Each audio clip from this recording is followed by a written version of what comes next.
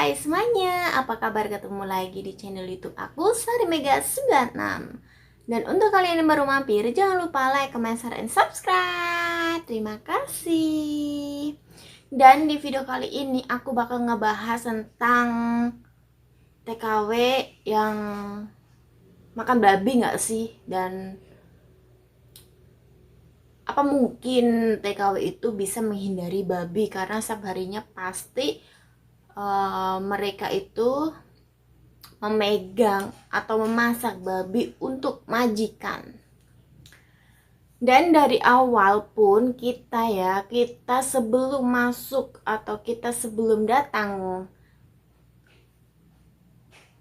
ke negeri tujuan, mau Taiwan, mau Hong Kong, mau Singapura, mau dimanapun negeri tujuannya itu, negara tujuan kita untuk bekerja, tentunya kita pun udah tahu kalau kita itu bakal bekerja sama orang non-muslim. Dan itu juga udah dijelaskan di waktu kita berada di PT yang ada di Indonesia. Dan tapi kenapa banyak juga yang malah berkeinginan kerja ikut orang non-muslim? Jadi gini ya, kita udah tahu kalau kita itu bakal bekerja bersama orang non-muslim dan kita bakal disuruh memasak daging babi karena majikan kita itu pastinya makan babi. Terus kalau kalian ada pertanyaan juga, kalau kalian itu muslim, kenapa kalian mau bekerja ke luar negeri? Sedangkan di luar negeri itu kita harus memegang babi, daging babi, dan kita harus memasaknya gitu. Dan kita harus masak, menyajikan untuk majikan kita. Dan apa boleh buat gitu kan ya. Dan yang ini aku bakal cerita yang aku alamin sendiri. Aku pernah bahkan dipaksa sama majikan aku yang lama. Itu awalnya dia udah tahu, sebelumnya juga agen juga udah ngasih tahu ke mereka kalau aku itu nggak makan babi. Terus di lain waktu dia itu waktu itu kan nggak masak kan ya, nggak masak, terus dia itu malah beli makanan matang yang itu ternyata isinya ada babinya, walaupun nggak menunjukkan si dagingnya, tapi udah diolah masakan yang berbeda, jadi nggak kelihatan kalau itu daging babi kan. Terus ini daging babi, kamu boleh makan katanya, dan aku itu dipaksa untuk makan. Terus aku bilang aku nggak mau, kataku.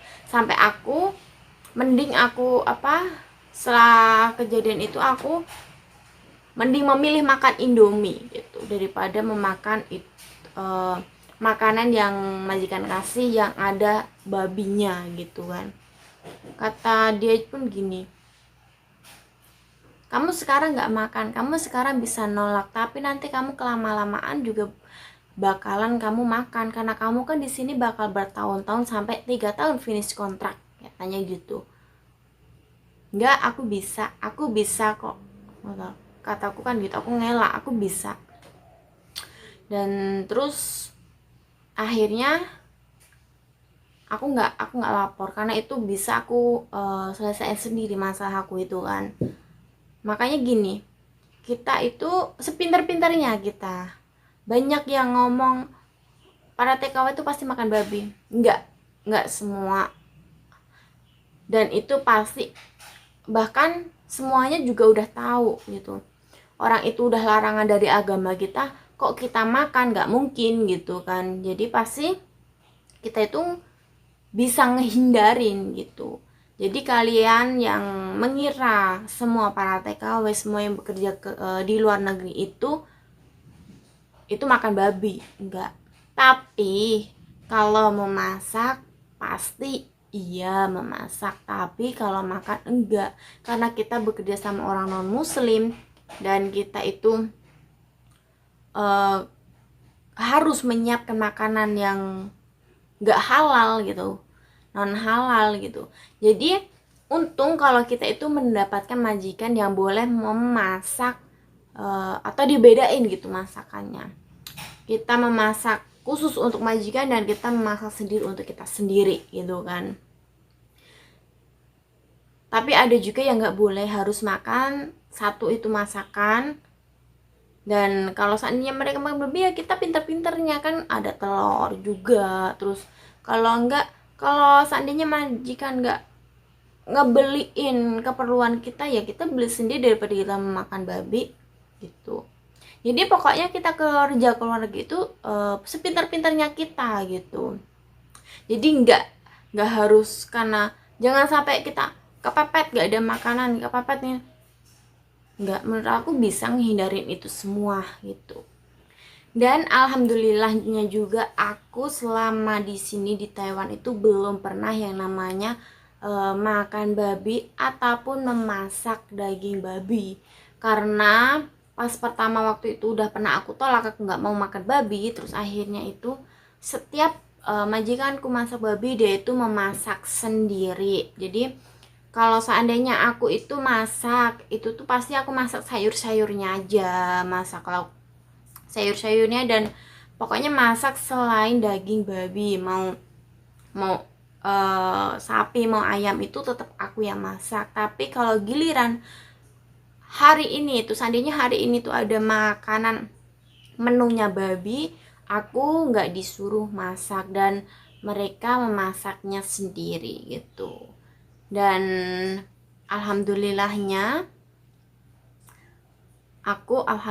itu belum dan jangan sampai makan babi gitu. Dan mungkin kalau di luaran sana ada yang karena terpaksa nggak ada makanan lain, sebenarnya kita itu tuh pengen menghindar, pengen nggak sampai menyentuh yang nggak harusnya kita makan. Tapi mungkin karena keadaan juga kan ya, dan kita juga ikut orang yang memang bener non muslim, terus ya mau gimana lagi gitu kalau kita harus disuruh memasak dan kita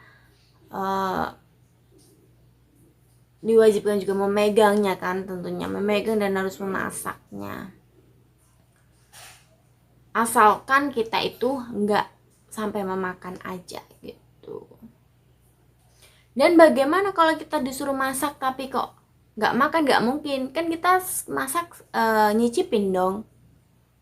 Ya kalau nyicipin gini ya, kalau masalah nyicipin, orang Taiwan ini, majikan aku sendiri nih ya, kalau masak itu nggak pernah yang namanya dicicipin kayak orang Indo. Karena kalau di Taiwan ini bumbunya itu sangat-sangat gampang banget. Jadi dan bumbunya tuh itu aja gitu, nggak kayak seribut masakan Indo, kebanyakan bumbu rempah, kebanyakan bumbu-bumbu lainnya gitu. Kalau di Thailand tuh masaknya super gampang, jadi nggak perlu dicicipin.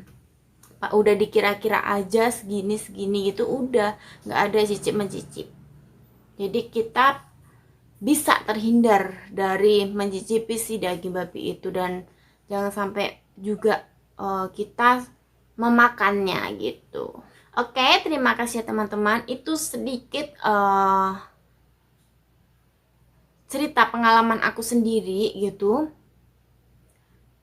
dan bagaimana pertanyaan kalian semua, makan babi enggak di luar negeri, atau kerja di Taiwan ikut orang Cina atau orang non muslim itu makan babi enggak?